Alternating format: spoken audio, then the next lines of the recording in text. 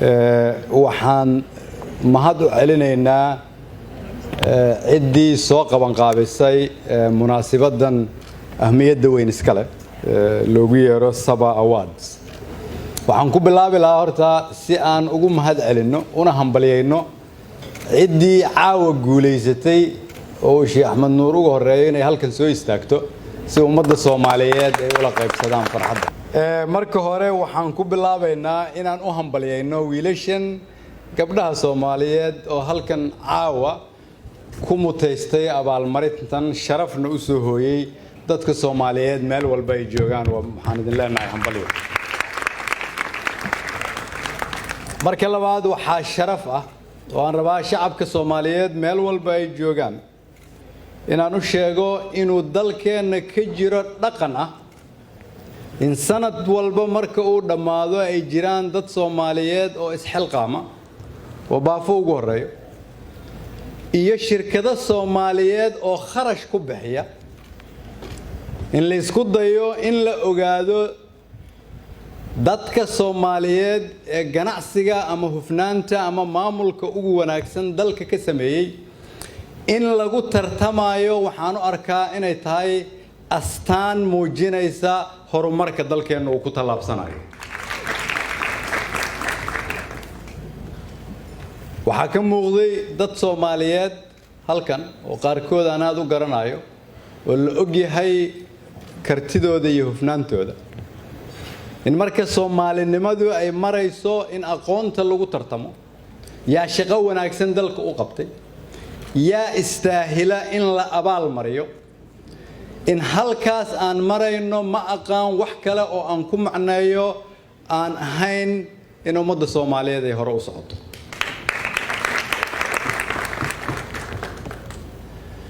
saddex sano ka hor ayaan waxaan dhiibtay doodayda ah sida ay tahay aragtidayda ku aadan ganacsatada Soomaaliyeed. saddexda sano kadib wali waxaan taaganahay meeshii iyadii oo doodaydu ay ka sii culus tahay.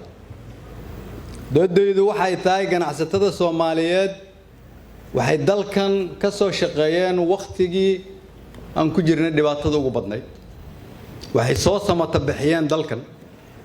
waxay dhaqaale ku abuureen iyadoo loo maraayo dhib laakiin waxay dhaliyeen iftiin kale iyadoo xuduudada xiran yihiin ayaan iyaga xuduuda ka xirnayn iyadoo colaad jirto ayaan iyaga colaad dhexdooda ka jirin iyadoo qabyaalad lagu shaqaysto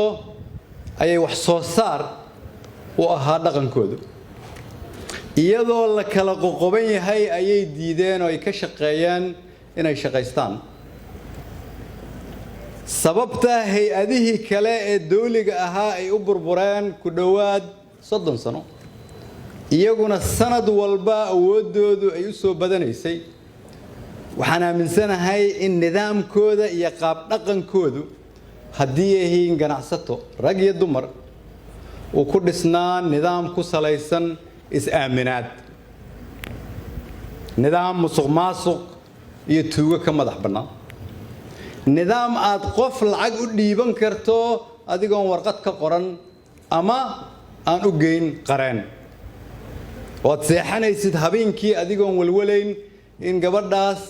ama ninkaas Soomaaliyeed oo lacagta u dhiibatay aanu ka dhacayn. waa dhaqan dunida meel kale aan ka jirin oo ay leeyihiin dadka Soomaaliyeed oo ay tahay inaan u isticmaalno inay tahay sharafta ugu weyn dunida. hadda waxaa la soo gaaray waqti ganacsatada Soomaaliyeed aanay ka maalmin inay helaan dawlad xoog leh oo ay aamini karaan shaqaynaysana. hadda waa la soo dhaafay waqtigii ganacsatadu ay dawladda ka baqi jirtay. hadda waa la soo dhaafay waqtigii dawladda fahamkeedu uu liitay oo aanay fahmayn awoodda ay leedahay ganacsigu. in qof walba oo Soomaaliyeed oo ganacsada loo fududeeyo ganacsiga laga qaado caqabadaha hortiisa ama horteeda yaala loo fududeeyo wax walba u sahlaya si ganacsigiisu u bulaalo iyada ama isaguna ay canshuur u bixiso canshuurtaas la bixiyeyna iyadoo aamin ah loogu bixiyo adeeg laguna siiyo ummadda Soomaaliyeed waa sida kaliya oo dawladnimadeena ay ku horgeli karto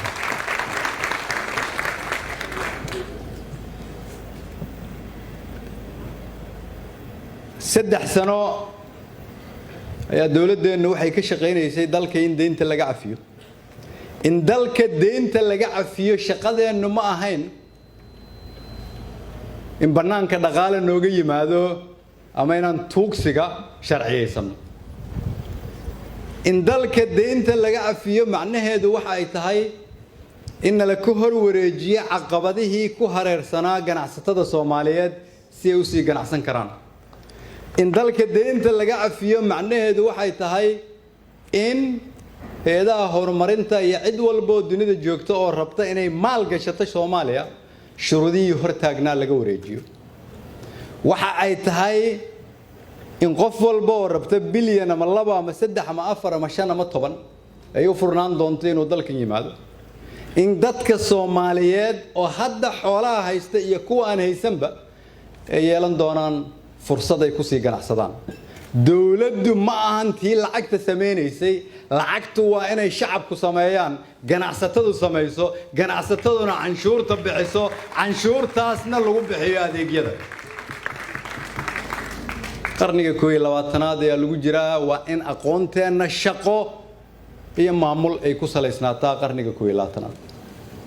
waa inaan lahayn nidaam fikir oo ku saleysan qarniga 19aad dawlad aan ganacsatadeeda xoojin fursad u sameeynin meel gaari mayso ganacsato aan aqbalin inay dawladeeda xoojiso gacmaha qabsato canshuurta bixisana iyaduna ganacsigoodu meel gaari maayo waxaan halkan aad ugu faraxsanahay caawa in wiilal iyo gabdho Soomaaliyeed lagu guddoonsiiyay abaalmarin la bixinayay 4 sano la soo dhaafay ganacsatana ay ku bixiyaan dhaqaale si ay u suurto gasho dad Soomaaliyeedna ay ka shaqeeyaan sidii ay u soo xoli lahaayeen cidii mutaysatay waxaan aad ugu faraxsanahay sidoo kale in Sheikh Ahmed Nuur iyo Barakaad la guddoonsiiyay waxa ay ka turjumaysaa dhabar adeeg iyo dulqaad iyo haddii aan la isdhiibin meesha la gaari karo waxaan xasuustaa 17 sano ka hor iyadoo telefishinada lagu soo qoro haddii lacag ay ka maqan tahay ay Barakaad ku haysay la soo xiriir telefoonkaas ammaanadii aan idin sheegayay ayay ku saleysan tahay ama uu ganacsiga Soomaaliyeed ku saleysan yahay ama waqooyiga joog ama koonfurta joog ama Burco joog ama Kismaayo joog ama Dhuusamareeb joog ama Garowe joog ama Xudur joog ama Baydhabo joog dadka Soomaaliyeed oo ganacsada waa isku qalbi kaliya waxay u baahan yihiin in loo sameeyo fursad annaguna inteena dawladda ah waxaana la ka rabaa inaan aqbalno doorka ay dawladnimada ku leeyihiin ku dhawaad 3 sano ka hor ayuu u yimid Sheikh Ahmed Nuur oo uu sheegay in shirkadii Albarakaad wali ay liista ku jirto 3 sano ku dhawaad ayaa dawladdu kala shaqeynaysay mana wala shaqeynayn haba yaraatee inaan isaga wax ka helno waxaan uga shaqeynaynay waxaan aaminsanahay inay tahay shaqadeen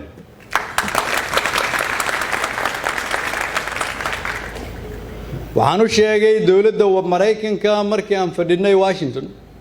haddii ganacsatadeena marka ay dhibka ku jiraan intaan idaan nimaadno aanan idin dhihi karin hal laga qaado dhibka haddii aanan idin dhihi karin khalad baa lagu haystaa ee hal laga noqdo khaladka sidee bay iigu suurto galaysaa inaan intaan xamar ku noqdaan iraahdo waa inaad canshuurta kordhisaan dawladda Soomaaliyeed iyo inta u shaqeysa waxaa la rabaa dhaqankeedu inuu ku garaadsado inaanan anagu dawladda lahayn inaan annagu ku adeegan karin inaan shaqaale nahay shaqada shacabka rag iyo dumar shaqaale iyo ganacsataba ay noogu yimaadaanna inta kooban oo cid walba oo naga mida ay joogto inay waajib tahay ganacsatadana waxaa laga rabaa in xafiiskii ay tagaan oo ay caqabad kala kulmaan aanay u raadin qaabkii ay ku fududayn lahaayeen laakiin ay yiraahdaan waa la soo dhaafay waqtigii caqabadaha waqtigii qabyaaladda waqtigii musuqmaasuqa waqtigii isbaarada waxaa la soo gaaray waqtigii dadka Soomaaliyeed loogu adeegi lahaa xafiisyada Soomaaliyeed si dawladnimada loo xoojiyo ganacsigu hore u maro deyn cafiska dalku uu galay ganacsatada iyo dadka Soomaaliyeed ay uga faa'iideystaan ummadda Soomaaliyeed ay u midowdo waxaan soo jeedinayaa in dawladda iyo ganacsatadu ay si dhow u wada shaqeeyaan aniga iyo inta ila shaqeysana waxaan ballan qaadaynaa wax walba aan awoodno oo mas'uuliyaddan ah inaan idin kala shaqeyno mar labaad waxaan leeyahay in walba oo halkan fadhida caawa oo ku guuleysatay inay hesho abaalmarin ay ku mutaysteen shaqadii ay soo qabteen waa u hambalyeynaya inta caawa aan guuleysana waxaan idin rajeynayaa sanadka soo socota inaad guuleysataan insha Allah. Assalamu alaykum wa rahmatullahi wa barakatuh.